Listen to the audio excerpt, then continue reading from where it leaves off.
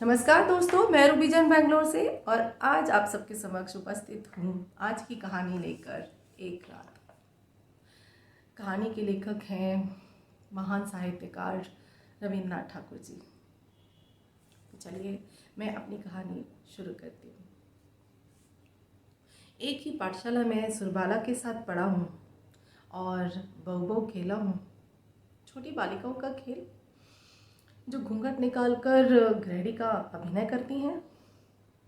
उसके घर जाने पर सुरबाला की माँ मुझे बड़ा प्यार करती और हम दोनों को साथ बिठाकर कहती, वाह कितनी सुंदर जोड़ी है। छोटा था किंतु बात का अभिप्राय समझता था। सुरबाला पर अन्य सर्वसाधारण की अपेक्षा मेरा कुछ विशेष अधिकार था। यह धारणा मेरे मन में बद्धमूल हो गई थी। मोहल्ले में उसके रूप की प्रशंसा थी किंतु बर्बर बालक की दृष्टि में उस सौंदर्य का कोई महत्व नहीं था। मैं तो बस यही चाहता था कि सुरबाला ने अपने पिता के घर में मेरा प्रभुत्व स्वीकार करने के लिए ही जन्म लिया है, इसलिए वह विशेष रूप से मेरी अवहेलना की पात्री है। मेरे पिता चौधरी जमींदार के नायब थे। उनकी इच्छा थी मेरे काम करने योग्य होते ही मुझे जमींदारी सरिश्ते का काम सिखाकर कहीं गुमाश्तागिरी यानी कि मुनीमगिरी का काम दिला दें, किंतु मैं मनी मन इसका विरोधी था।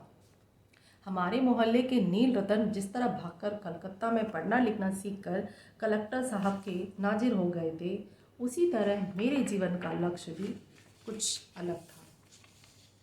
कलेक्टर का नाजिर ना बन सका तो क्या, जजी अदालत का हेड क्लर्क हो जाऊंगा। मैंने मन ही मन यह निश्चय कर लिया।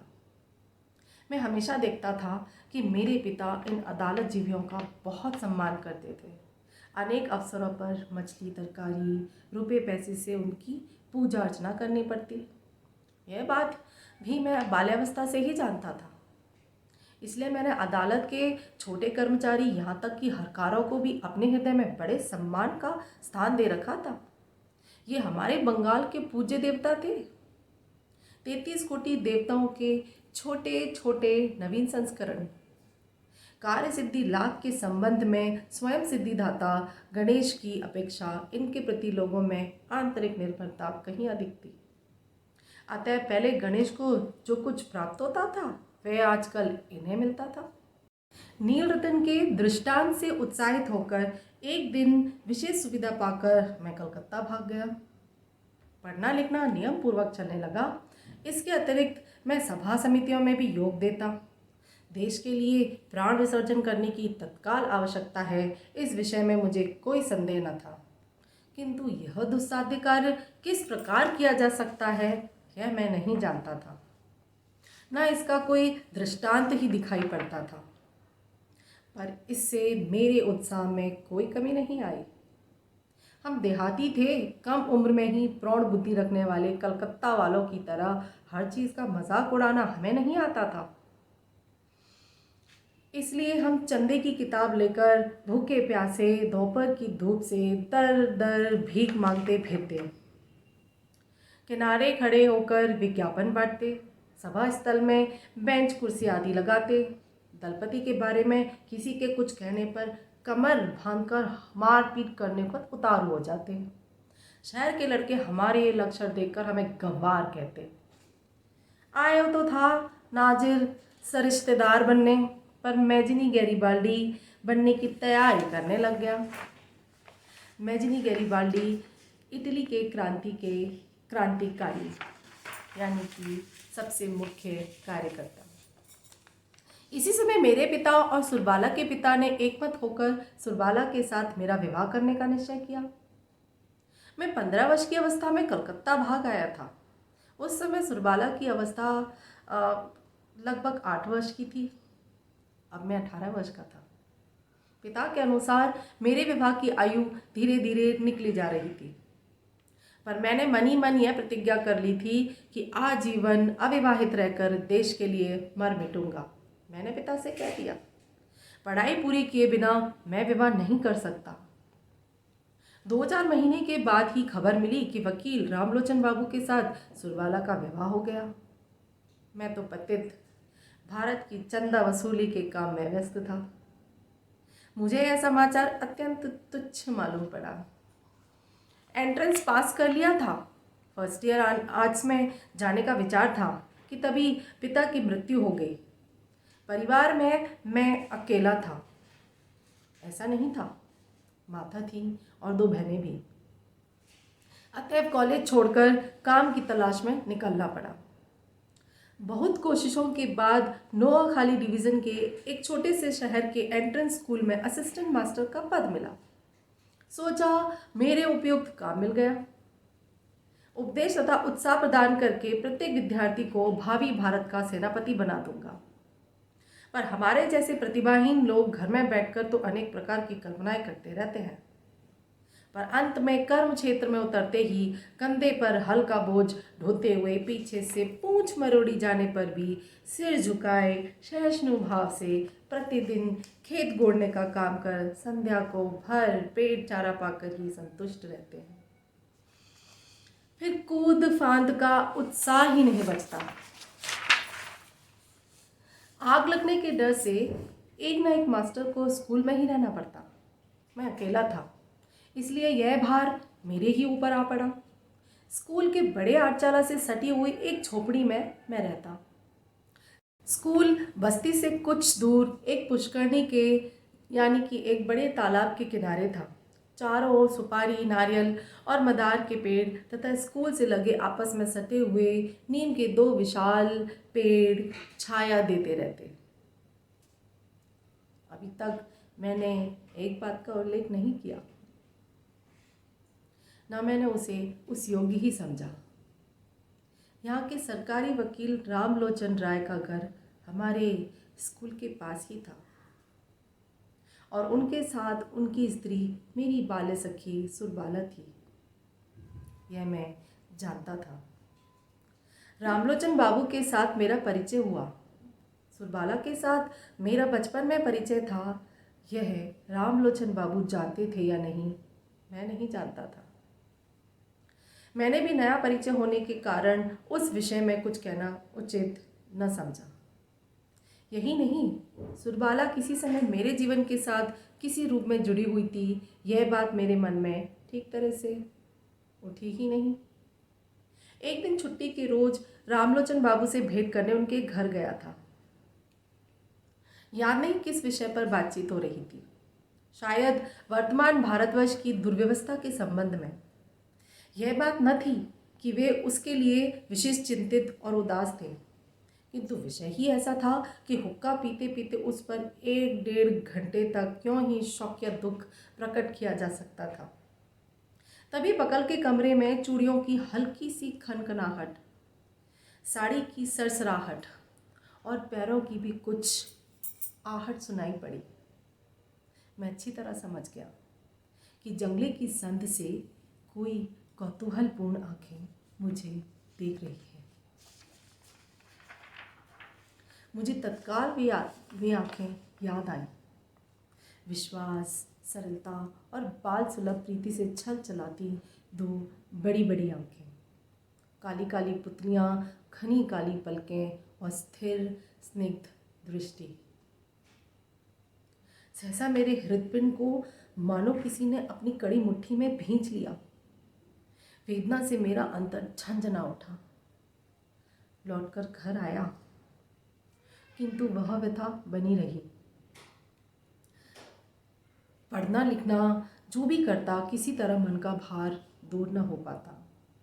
शाम के समय मैं कुछ शांतचित्त होकर सोचने लगा कि आखिर ऐसा हुआ क्यों।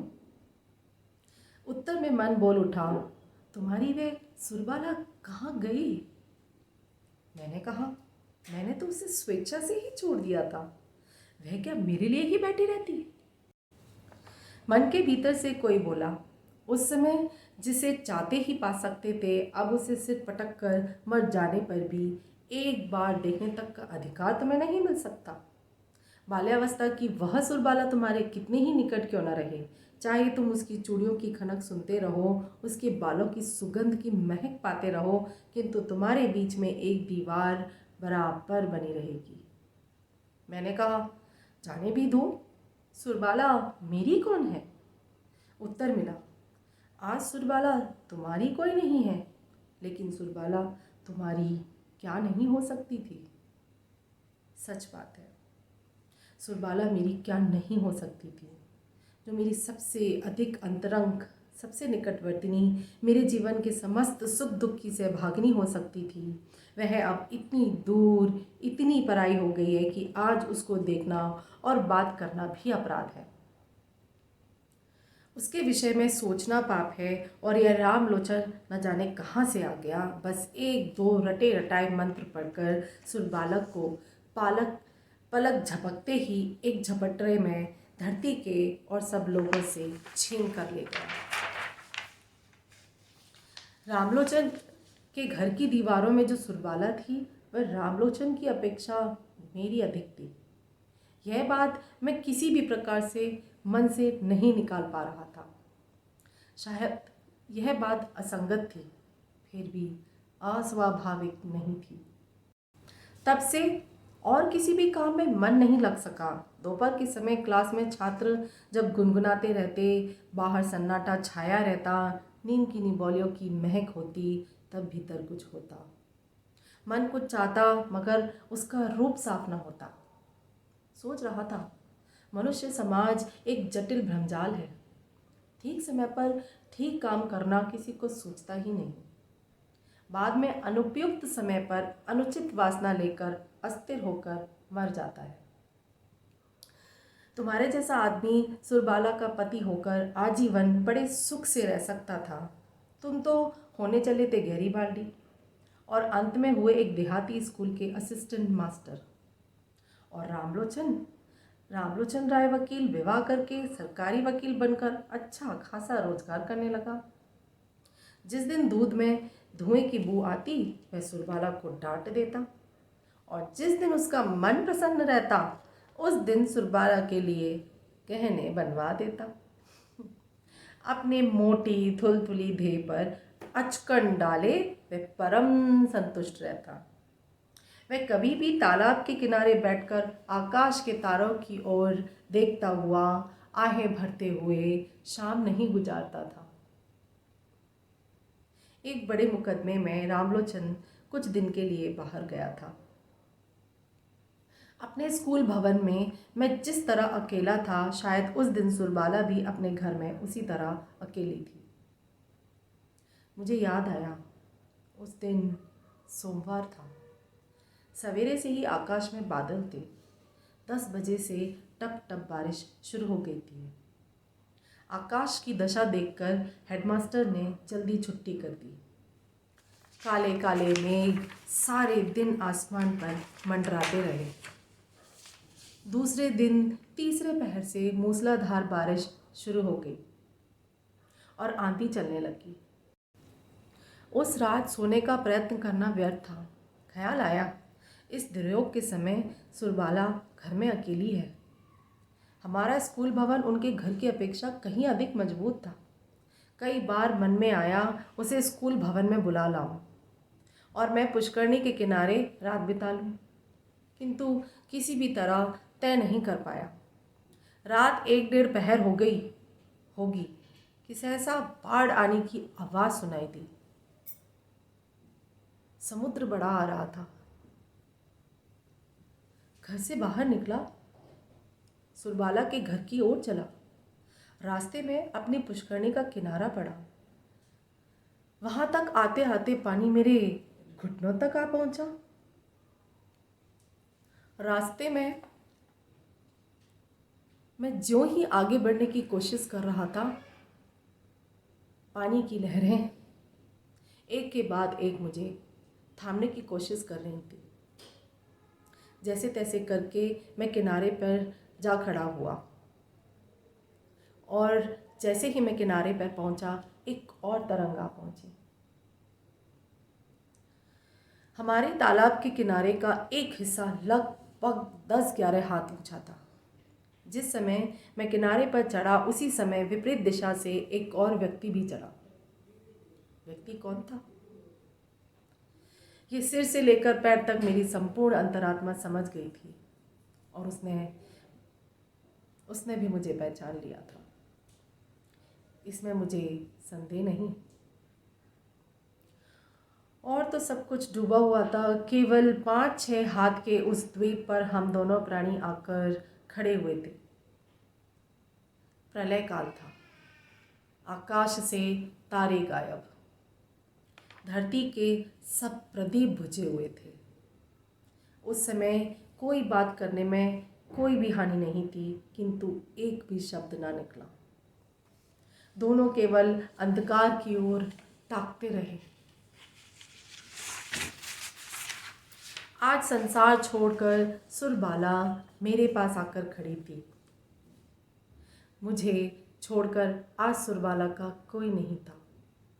कब से बीते हुए उस शैशव काल में सुरबाला किसी जन्मांतर के बाद किसी प्राचीन रहस्यांधकार पर इतराती हुई इस सूर्य चंद्रालोकित जनाकीर्ण पृथ्वी के ऊपर मेरे ही बगल में आ खड़ी हुई। जन्म स्रोत ने उस नवकलिका को मेरे पास लाकर फेंक दिया था। मृत्यु स्रोत ने उस विकसित पुष्प को भी मेरे ही पास ला फेंका। इस समय केवल एक और लहर की जरूरत थी जो सदैव के लिए हमें एक कर देती। वह लहर ना आए। पति पुत्र घर धन जन को लेकर सुरबाला चिरकाल तक सुख से रहे। मैंने इसी रात में महाप्रलय के किनारे अनंत आनंद का स्वाद पा लिया था। रात समाप्त होने को आई। आंधी थम गई, पानी उतर गया। सुरबाला बिना कुछ कहे अपने घर चली गई। मैं भी बिना कुछ कहे अपने घर चला आया। मैंने सोचा मैं नाजिर भी नहीं हुआ, सरिश्तेदार भी नहीं हुआ, गरीब बाल्डी भी नहीं हुआ। मैं एक टूटे फूटे स्कूल का असिस्टेंट मास्टर रह गया। मेरे इस संपूर्ण जीवन में केवल क्षण भर के लिए एक अनंत रात्रि का उदय हुआ था। शायद वही जीवन की एकमात्र चरम सार्थकता थी। धन्यवाद। उम्मीद है आप सबको कहानी पसंद आई होगी। प्रेम से भरपूर कहानी, बचपन का प्रेम, जिसमें प्रेमिका को पाने की वासना नहीं थी। लेखक ने बस प्रेम को महसूस किया और अपनी सुरबाला को जाने दिया।